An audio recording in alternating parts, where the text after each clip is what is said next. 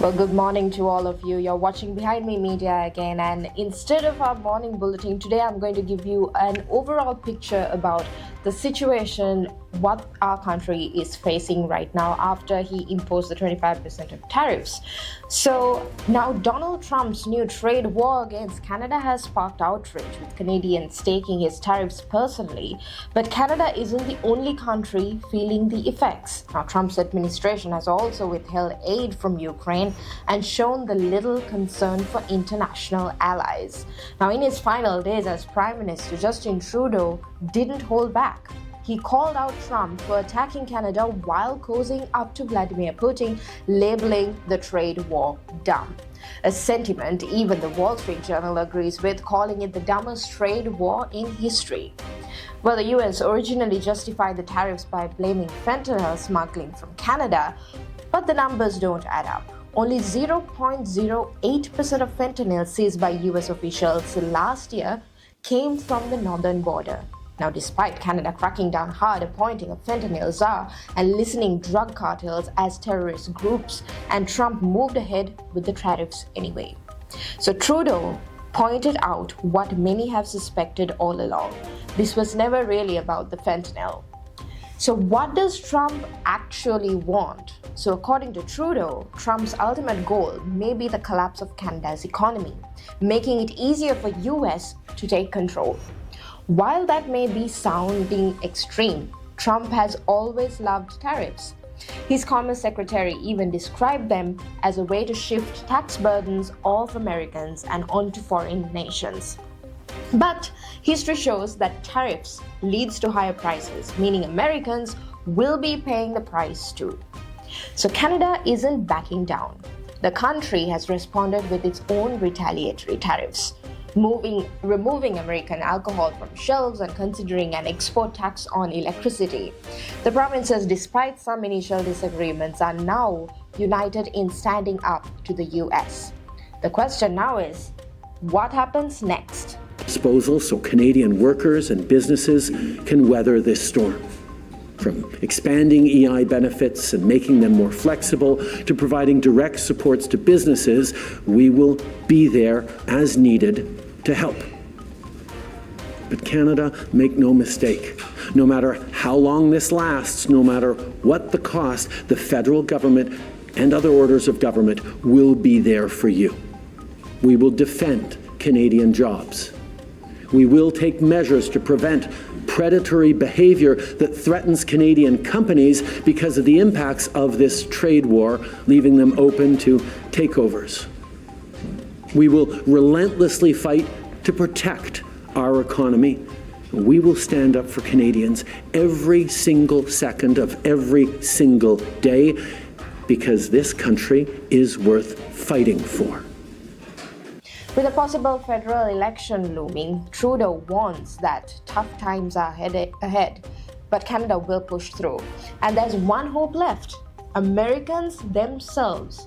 If enough US businesses and citizens start feeling the impact, they may be the only ones who can convince Trump to reverse course. For now, the trade war is on, and both sides are bracing for the fallout.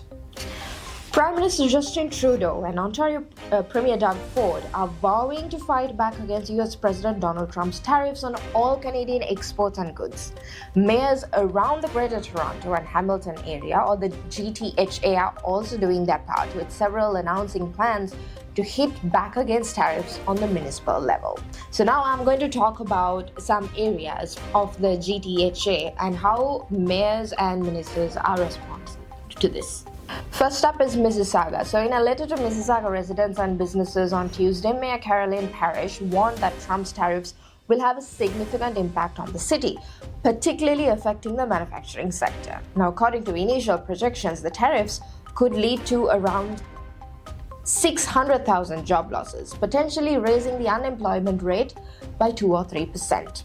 Parrish stated that the city will amend its procurement bylaw today to prioritize Canadian and non-US suppliers whenever possible, especially for medium and high-value projects. The changes aim to simplify the process and provide greater support for local, diverse, and smaller businesses.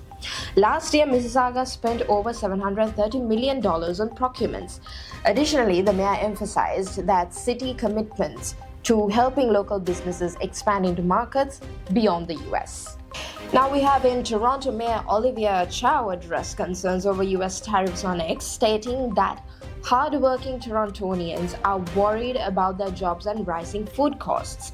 She reaffirmed Toronto's commitment to a Team Canada approach in responding to the trade measures, assuring residents that the city will navigate the changes together. Last month, Toronto City Council unanimously approved a plan to launch a comprehensive, multifaceted campaign encouraging residents, city divisions, and municipal agencies to prioritize local-made Canadian goods and services.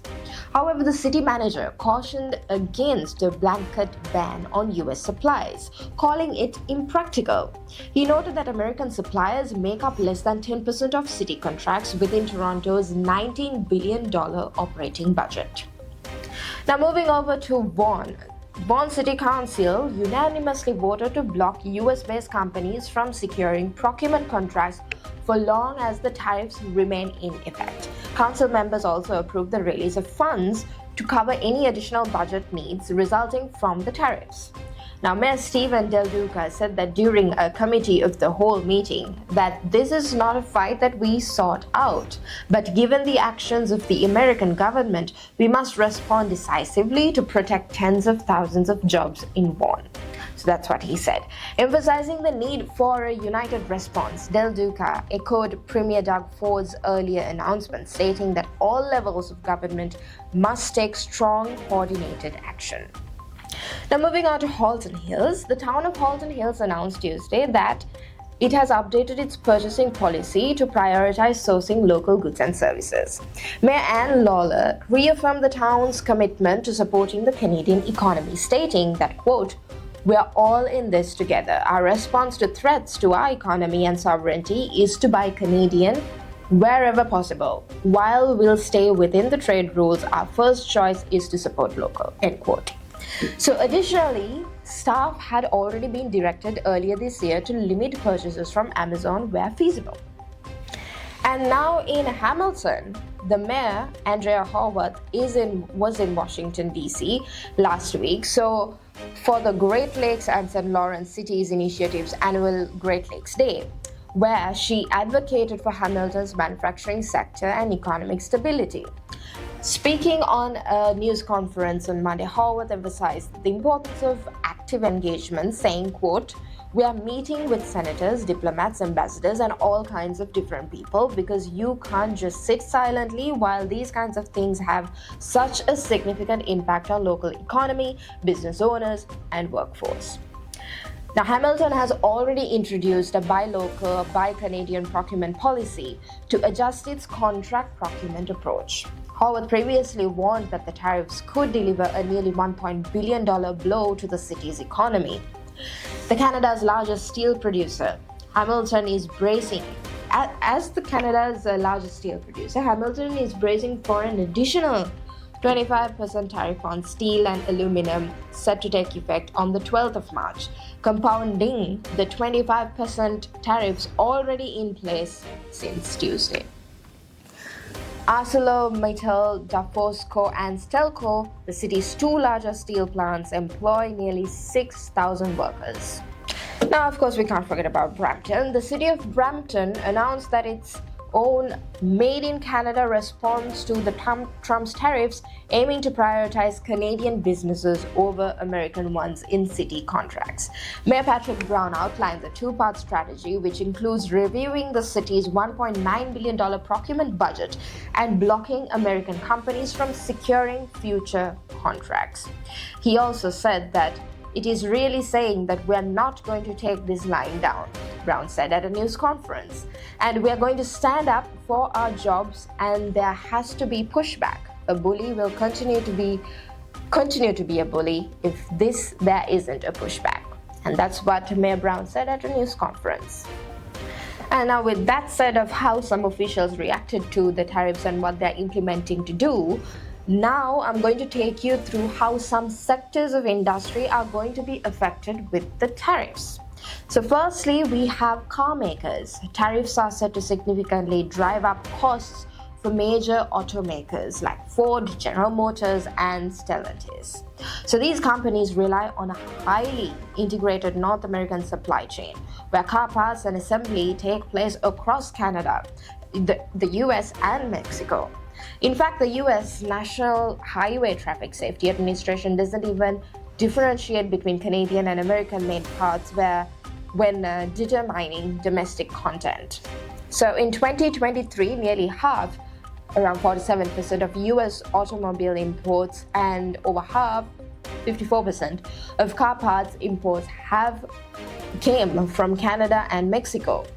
At the same time, these two countries accounted for 75% of all US car part exports. Now, Bloomberg intelligence analyst Michael Dean estimated on Tuesday that Stellantis alone could see a 3.44 billion euro drop in earnings this year due to the tariffs. Investors are already reacting. Stellantis shares fell more than 4%. General Motors dropped by another 4%, and Ford declined about 3% on Tuesday. The next sector is home builders. New tariffs could further strain America's housing market, making the affordability crisis even worse. Many key building materials such as Canadian lumber, Chinese steel, and concrete from Mexico and Canada are heavily imported. According to CoreLogic, these tariffs could raise home building costs by 4% to 6% over the next year. When combining with regular price increases, the total cost hike could reach up to 10%. Right now, the average home costs around $422,000 to build, already beyond what many Americans can afford. Now, since construction expenses made up to 64% of total home building costs in 2024, which is the highest share since tracking began in 1998, builders have little flexibility to pass these extra costs to buyers. With profit margins averaging just 11%, rising expenses could squeeze home builders even further. Next is oil refineries. The energy sector is likely to see its cost increase as a result of Trump's tariffs. Now, Canada is America's largest supplier of foreign oil, accounting for about 60% of all oil imports last year. While Canadian oil was given a carve out on Tuesday, it will be taxed at 10% rather than 25%. Higher importing costs will likely be felt on oil and gas prices.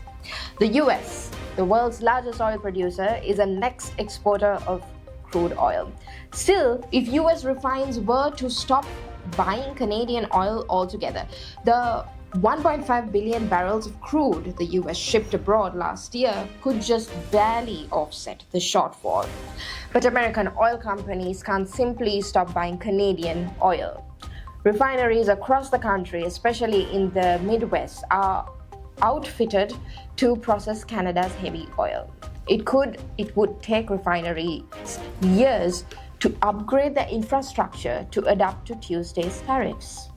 So, my dear viewers, this dire situation, this imposition of the 25% of tariffs from the US to Canada, the situation is developing, and it's a situation where everybody is acting out right at the moment. People are worried, businesses are worried, industries are worried, the government is worried.